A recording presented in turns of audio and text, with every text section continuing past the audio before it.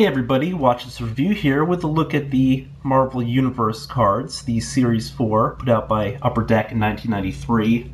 Now in coming weeks, probably starting next week, I'm going to be going through, I guess I'll title the segment maybe Forays into Collecting, Early Forays into Collecting.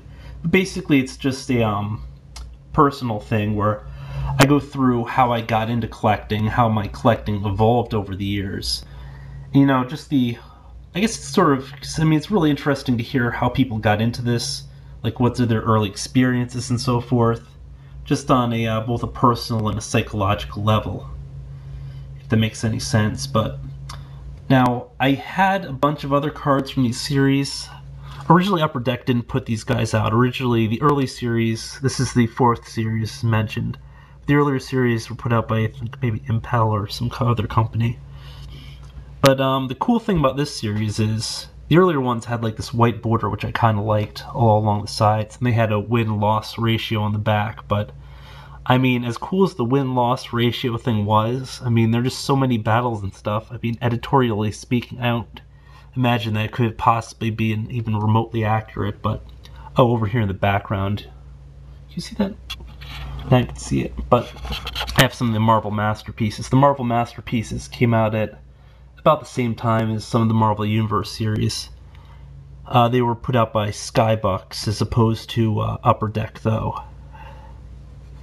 But they're more artistic. They looked a bit nicer. They used a glossier sheet of paper, and they had just a more full set of information in the back.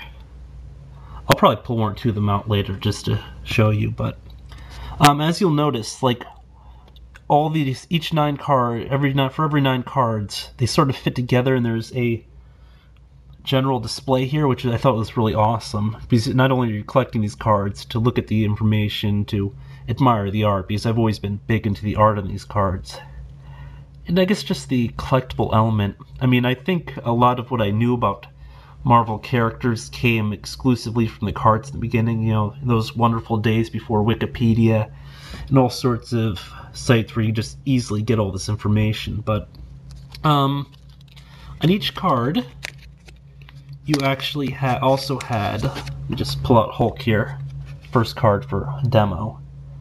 It's a really nice looking thing, but they weren't very glossy or anything. They're just generic, cheaper cards, but they have a profile picture on the back, nice headshot, and then typically would have another shot of the character's body, mention the real name, the affiliation, which in this case is Pantheon, which isn't really 100% accurate, although he was with them at some point. I also have the entire Independent Hulk series of cards too, or most of it.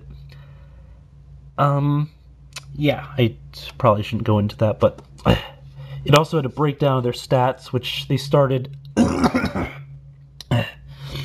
few expansions earlier.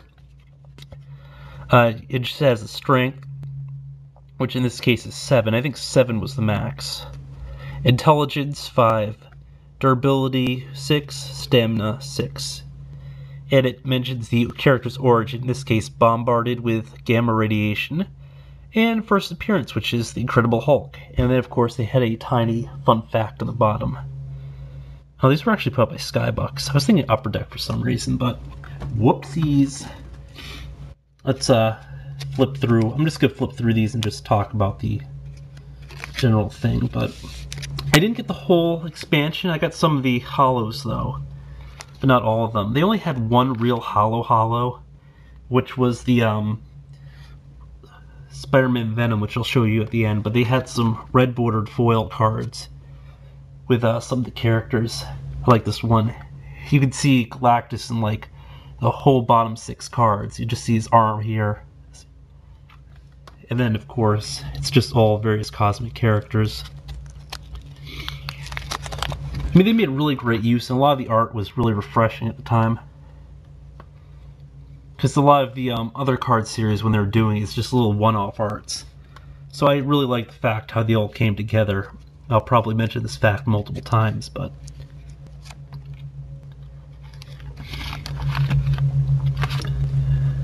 These are just some X Factor characters and so forth, including my man Deadpool up here.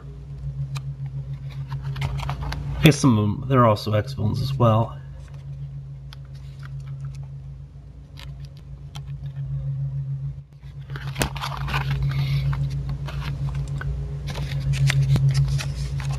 There were actually a bunch of omissions that I never figured out why, and I couldn't understand why they picked some ones for some of these pictures, but not for others, which would seem to make more sense. Like Thor down here is really underutilized.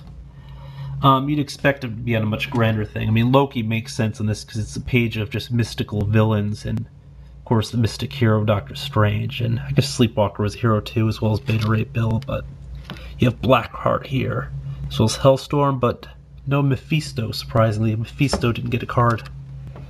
Alright, so man, I really love this thing. I hated missing most of this page, just because back then Spider-Man was my favorite hero. He might still be, he might not be, I don't know at this point. But I had the Hobgoblin, who was one of my favorite supervillains back then. Rhino and guys like that. This one's another page I like, just because it has a clear progression where you have water at the bottom, you have the mountains up here, then a picture of the sky. There's Wonder Man. And Namor, no, they're one of my old favorites. Some Fantastic Four guys, including Claw, who's more of an Avengers villain. I don't know why they have a masked thing, though. I can't remember him ever being masked, but I guess he must have been. But it's another nice, you have the Baxter building in the background, which is a nice looking thing. Yep. So-so panel, didn't get all of them. Missing straight down here.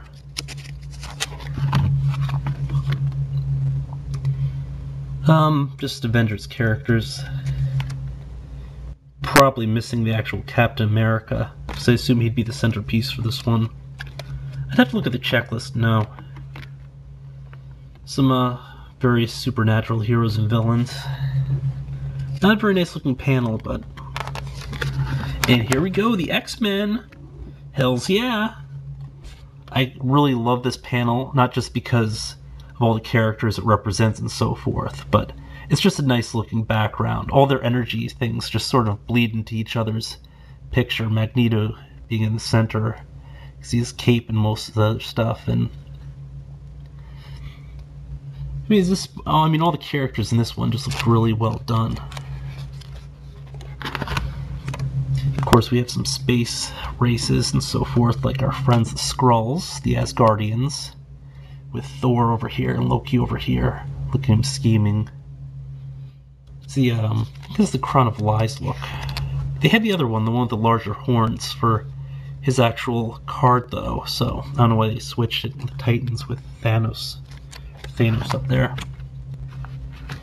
These guys I actually don't know anything about, except for Death's Head 2, because I had maybe 5 or 6 of his comics from, I think, his second run.